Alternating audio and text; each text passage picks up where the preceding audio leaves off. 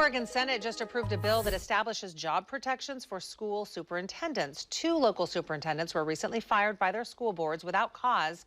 They appeared to reflect rifts over COVID restrictions and politics. Fox 4's Deborah Gill shares what the two former district leaders say is happening in districts now. Recently in Newburgh and Albany, newly elected school boards voted to fire their superintendent in the middle of their term without cause.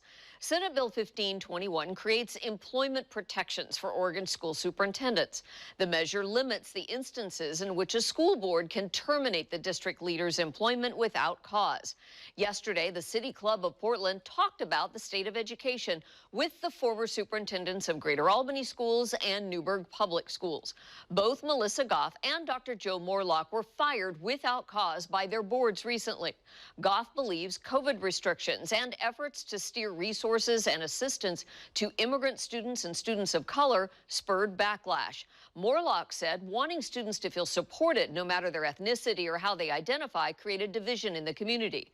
Both say politics at the school board level, rather than a focus on education and students' well-being, ultimately led to their termination.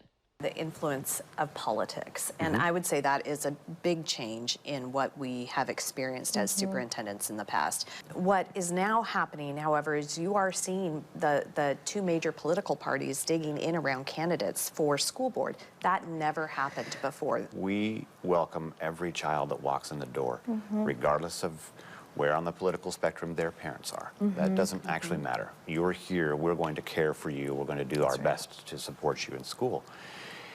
And it seems sometimes that people who don't want something for their own child also don't want it for everybody else's children.